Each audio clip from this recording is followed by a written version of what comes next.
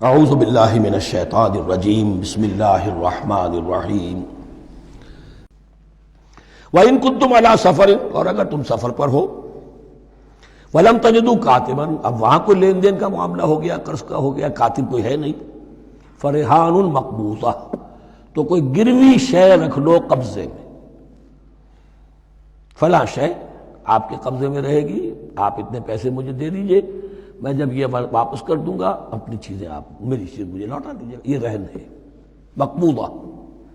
لیکن رہن سے کوئی فائدہ اٹھانے کی اجازت نہیں، وہ سود ہو جائے گا۔ اگر مکان رہن رکھا گیا ہے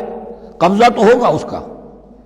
لیکن یہ کہ وہ اس کا کرایہ نہیں لے سکتا، کرایہ مالک کو جائے گا، اس سے کوئی استفادہ نہیں کر سکتا اس مال سے۔ رہان المقبوضہ فَإِنْ أَمِنَ بَعْضُكُمْ بَعْضًا، پھر اگر کوئی شخص اب اطمینان کرتا ہے اور اعتبار کرتا ہے تم میں سے بعض کسی بعض کا، فَلْيُوَدِّ الَّذِي اؤْتُمِنَ أَمَانَتَهُ، تو اب چاہیے اس شخص کو کہ جس کے اوپر یہ امانت آئی ہے، اگرچہ اس کے پاس رہن دینے کو کچھ نہیں تھا، یا یہ کہ دوسرے بھائی نے اس پر اعتماد کیا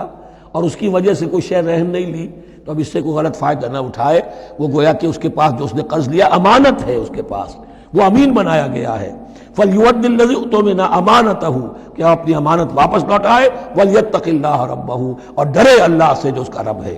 وَلَا تَكْتُمُوا الشَّهَادَةَ، اور دیکھو گواہی کو چھپایا نہ کرو، وَمَن يَكْتُمْهَا فَإِنَّهُ آثِمٌ قَلْبُهُ، اور جو کوئی گواہی کو چھپائے گا تو اس کا دل گناہ میں مبتلا ہو جائے گا، دل داغدار ہو گیا تو رہ کیا گیا۔ وَاللَّهُ بِمَا تَعْمَلُونَ عَلِيمٌ، اور جو کچھ تم کر رہے ہو اللہ اسے جانتا ہے۔ اللہ کے فضل و کرم سے آخری رکوع پر ہم پہنچ گئے،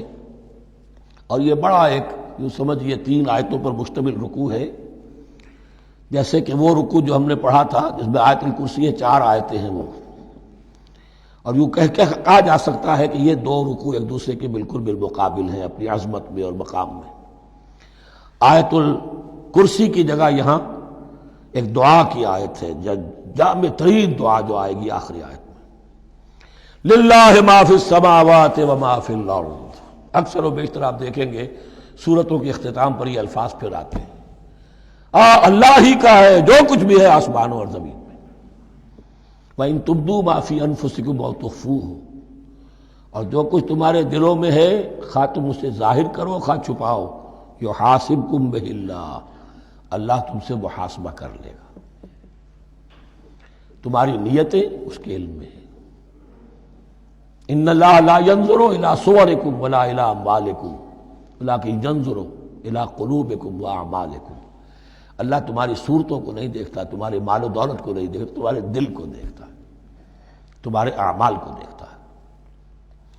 تو دل میں جو کچھ ہے خواہ کتنا ہی چھپا لو اللہ کے محاسبے سے نہیں بچو گے۔ فَيَغْفِرُ لِمَن يَشَاءُ وَيُعَذِّبُ مَن يَشَاءُ، پھر وہ بخش دے گا جس کو چاہے گا اور عذاب دے گا جس کو چاہے گا۔ اختیار مطلق اللہ کے ہاتھ میں ہے۔ ہمارے ہاں اہل سنت کا عقیدہ یہی ہے، اللہ پر لازم نہیں ہے کہ وہ نیکوکار کو اس کا جزا ضرور دے اور بدکار کو اس کی سزا ضرور دے، اللہ کرے گا ایسا، یہ دوسری بات ہے،